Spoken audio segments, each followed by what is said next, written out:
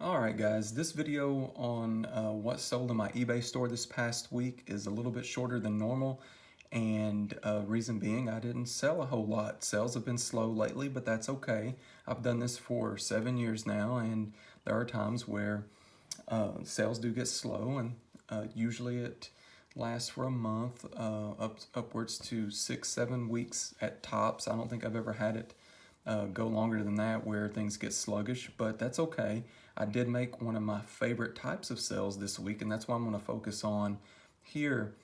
And this is a jacket that my son wore, and he got to wear this for several months. You know, you hear me talk about buying things in thrift stores and doing some retail arbitrage. This actually was a retail arbitrage type item where my wife had picked this up for about 20 to 24 bucks, somewhere around in there, in that range. And as you can see, I sold it for $35 after my son got to wear it for several months. And the only reason I'm selling it is, you know how kids are, they grow like crazy. He's 9 years old now, and he went through a growth spurt. It's too small, and so what we got was he wore it for several months, but left the jacket in relatively good condition. And as you can see, it's in excellent condition. And so I just put it on there, just took a shot at $34.99 after fees and shipping and everything.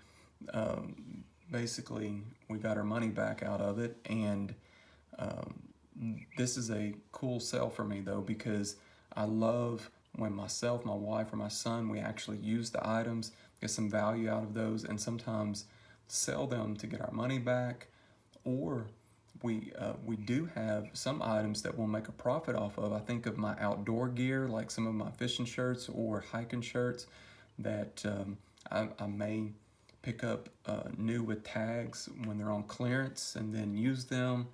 They end up with some snags or whatever, but nothing major.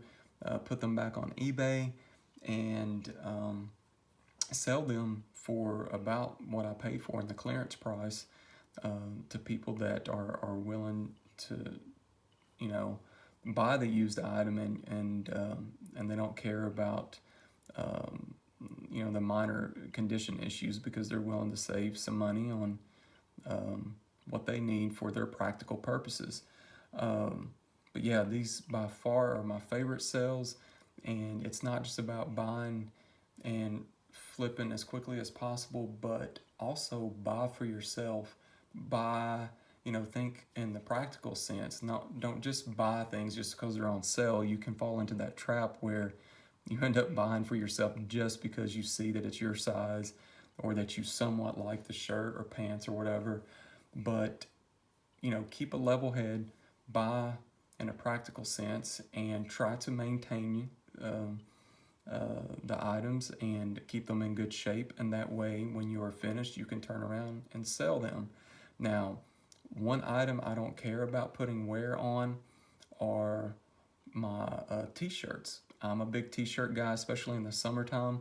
I like to buy what would be considered collectible vintage t-shirts that I flip, but some of them I do like, and sometimes I'll buy them and wear them and put a lot more wear on them than what I had before, or what they had before when I bought it, and still sell it and make a profit off of them. Some of the old rock shirts from the 90s, or some of the sports shirts from the 80s or 90s, I may keep for myself for a while and wear those, and then turn around and sell them for 40 bucks or so on eBay. But the point is, back to what I was originally saying, these are my favorite types of sales. So look for those things this year. I challenge you to buy some things that you use for yourself, and it doesn't have to be clothing. I mean, it could be other things. It could be tools. It could be anything that has a practical use for you through a season, or just a period of time that you need it, and then turn around and flip it and sell it and to get your money back or more. Or you may not get your money back. You may just get half of it back, but still, just the fact that you got use out of it, that you got value out of it, I think is pretty cool, and I find it fun and enjoyable. So like I said, I challenge you to do the same, and I think if you try to do that this year, if you haven't been doing it before, I think it adds another element of excitement and may light a little fire in you to, you know, if you've been finding things a little bit boring lately, maybe this year that's what you can do is kind of a little challenge for yourself. So you guys take care, and I'm going to try to put out another video later this week that is more on the psychological things of reselling and or maybe contentment, just, you know, all tied into the thrifty lifestyle and working from home and just saving money and all those things tied in. So look for that, and you guys have a great week.